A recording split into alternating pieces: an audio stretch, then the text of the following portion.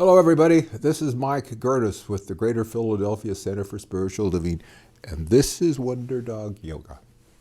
Hey, today I want to talk about being captain of your own experience. It was very interesting yesterday. I went to a meeting, and in this meeting, people were sharing about how they were doing with the pandemic and talking about their concerns of work and concerns of living at home with the people that they live with. And there was a lot of anxiety and worry and all that kind of stuff going on. And that's understandable why somebody would be concerned and worried about it, may be unhappy about it.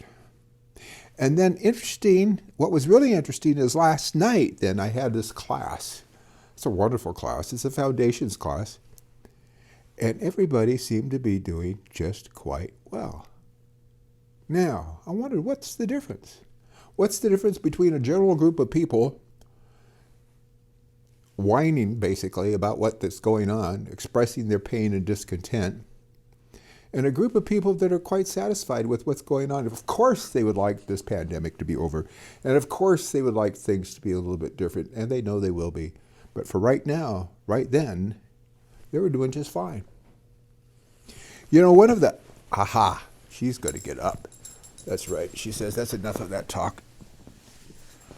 So,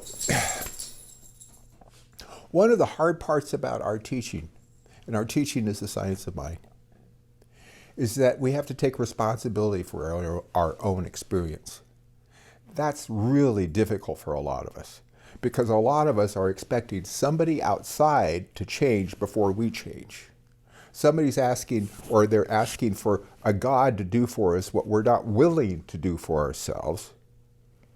Or it may be a government, it may be a spouse, it may be a parent, it may be a child. We need to take responsibility for our own experience of any particular condition we're in. Now, to do otherwise would be, there's a fireplace over there, you can't see it, but trust me, there's a fireplace right there. And if I was to go up to this fireplace, this cold fireplace, and say, fireplace, give me heat, and then I'll give you wood, that wouldn't make much sense, would it? The same way as if we ask life to change, for our experience to change without a change in our mindset, it's ridiculous. We need to take responsibility. But taking responsibility, sometimes we start beating up at ourselves for being where we're at.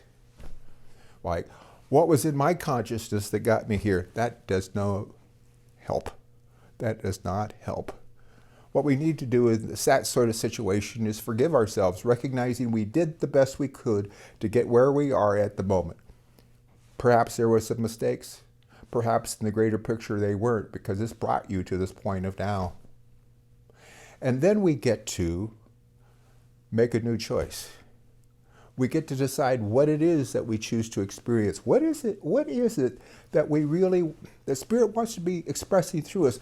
How do we want to feel about what's going on? How do we want to experience this situation we're in without necessarily changing the conditions at all? How do we want to experience something different? Well, I'll tell you how. We make a decision. We make a decision to be joyful. We make a decision to be happy. You know, Abraham Lincoln is said to have said that folks are about as happy as they make up their mind to be. Today, you and I have an opportunity to make up our mind is about how happy we want to be. It's for me. Today, I choose to be happy. Now, for those of you who know me, you recognize that's sort of a different course of action than sometimes I seem to typify, because for years I was sort of the Eeyore sort of guy. But what I've recognized is that it comes down to a choice. We may have gone through experiences as children that may have colored us, it may have affected us then, but it does not have to affect us now. Today is a new day. Today is the opportunity I have an opportunity to choose my thoughts and to choose how I'm going to feel about something. I'm tired of having my thoughts push me around, aren't you? It's time to start pushing our thoughts around and experience something new. Where focus goes, energy flows. So let's focus on the good. Let's focus on being happy. Let's focus on being joyful. Let's focus on what is good about today. Let's focus about what all the good that is coming today. There is good if we look for it. So let's keep looking for it. And I'll be delighted to hear your experience. I want to thank you for tuning in today. I ask you to join us on Sunday mornings for the live stream at the Greater Philadelphia Center for Spiritual Living. All you need to do is to go to cslphilly.org, and there'll be a link there that you can watch us. There'll also be a link to all of these love notes that Dr. Maxine and I put on through the week and to her previous Sunday talks. There's also an opportunity for you to contribute.